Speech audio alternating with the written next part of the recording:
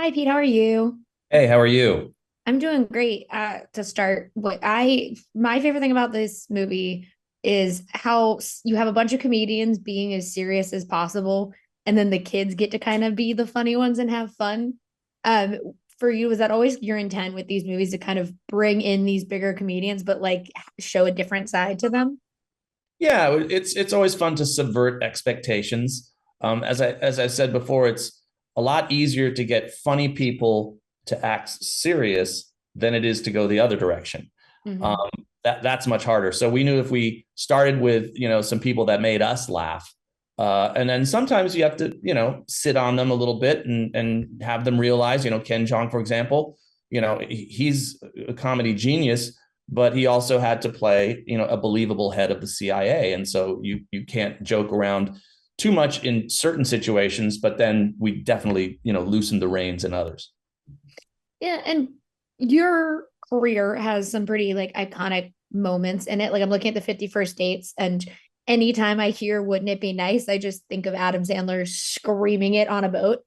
But when you're making these movies and they have, iconic fight sequences or these moments that like you guys are filming and probably really love, does it ever like do you ever think about the fact that like an audience is going to turn something from My Spy into a big meme like that kind of is? Well, it's when they're polite memes, sure. Those are always fun because then you can go to the GIF library and wish someone happy birthday through Chris Farley. That's always fun. Yeah, well, and I love that in this movie, like I don't know what it is about Italy that we just our action movies are like, let's destroy ancient Rome for whatever reason. Yeah. Um, what for you was the draw of taking this to Italy this time around and ruining the cobblestone streets and like having these fight sequences in these iconic locations? Well, I actually was a chaperone for our high school choir, along with my wife, and two of my three kids were in the choir at different times, and we did the trip twice from Venice to Florence to Rome. And our adventures on these trips were insane. My son told me on one of the trips to Rome, he looked at my group of boys that we were all getting on the bus to go to the airport, and he said, "Dad, you got all the bad kids." I'm like, "I did?" He said, "Yeah, you got all the football players. You're not going to have an easy time." I'm like, "Why'd they give me all the bad kids?" And sure enough, a lot of those kids got suspended eventually for like smuggling in beer and violating curfew. And I thought one of these days I have to put this in a movie. And I figured this was the opportunity for that. Yeah, and, I am a Spider-Man Far From Home super fan, and I do like that now we have two movies of a bunch of kids in Italy just like avoiding what they're supposed to be doing and doing some like out of this world thing. And what I like about My Spy is, you have Sophie who in that first movie really wanted to be a spy, and now she's kind of realizing I also want to still be a teenager while figuring out her relationship with JJ. When you have someone like Dave Bautista and Chloe Coleman working together, how much leeway do you give them to kind of work on that versus what do you like? What input do you have on that relationship now in the second movie? Well, we wanted to, form fit these characters into what these people are today. Chloe is not 9 years old anymore, obviously. She's 14. And so we wanted to create a 14-year-old story. And what does that mean as a parent, especially if you're not the biological parent? Mm-hmm. And there's a lot of bucking and kicking, and this is what we all deal with. Everybody knows this. And going back, I just wanted to say one other thing, about capturing these moments in Italy. So my two daughters saw the movie last night at USC, and a lot of the actual choir members from the local high school were there, and they were the ones that performed their voices in the movie. They said you nailed all of it, but one thing you didn't nail is there's a lot more making out in the back of the bus. You didn't get enough of that. These kids are always making out. And I'm like, oh, yeah. Is there any way you can go back and shoot anything like that? Literally, that was their comment. Not enough making out.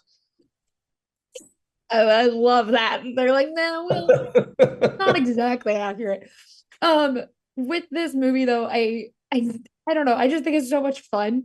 Like I love them running around Italy and all this stuff, but I also love that you have shots of all of these people realizing how like big of a figure Dave Bautista is. Because that to me is I'm like, I would never try and fight Dave Bautista. This is just too much of a man, he'd take me out. How much fun do you get to have as a director when you have someone like Batista on your like that you're working with? Like, are those shots where it's like, here's how tall he is and here's this little guy, like the most fun for you to get to kind of stage out? Well, Dave is a large man. I don't have to fake that.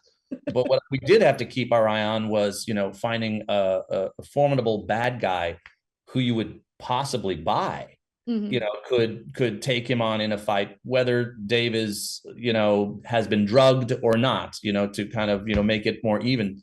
But so when I met Flula Borg, who was, our muscle bad guy in this, I wasn't aware of his comedic side. I wasn't that familiar with him. And so he came in, as this German actor, doing, nailing the drama. And I thought, oh, he's perfect. And then everyone was saying, well, he's hilarious. I'm like, I didn't know that. And they, point me to all the YouTube stuff. And then I'm on, oh my God. And right now, the promotion for this movie, he is having so much fun.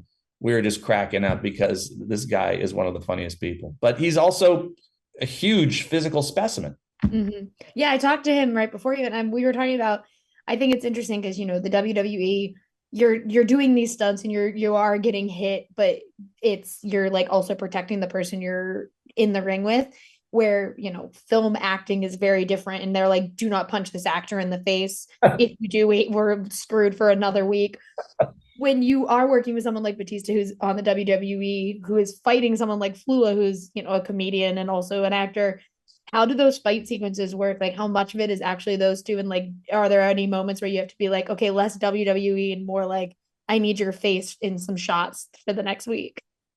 Well, the great thing about working with any pro wrestler, and I've worked with a lot of them, Mm-hmm. is that they know how to fight. They know how to movie fight, especially without killing each other.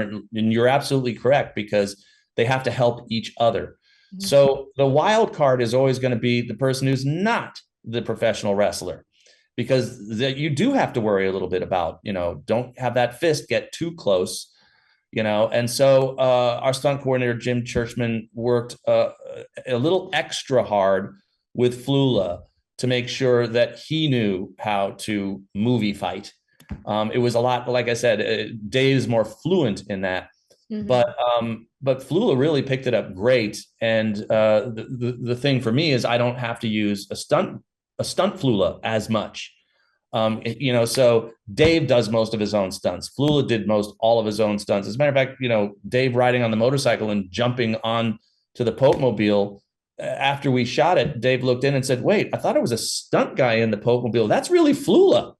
I'm like, yeah, well, our stunt coordinator said, he's good enough as a driver, to free drive, and have you do this stunt. So that always is, the best when I don't have to fake it. Yeah, Flula said he wants me. I said I would write him a movie where he's just stunt driving. He was like, I love stunt driving. So like, you got it. I'll write you a movie. He was good. He really was. For a last quick question, obviously you took this to Italy, which I think is so much fun. But if you have could take it somewhere else and do a third movie of My Spy in a different location, do you have a dream place you would want to film these two characters going to? Japan. Oh, that'd be fun. Japan, Tokyo, Kyoto, Osaka, all of it. Oh, I would love that. Thank you so much for talking with me today. I really appreciate it, and I can't wait for everyone to get to see the movie. Thank you. Appreciate it. Have a great one.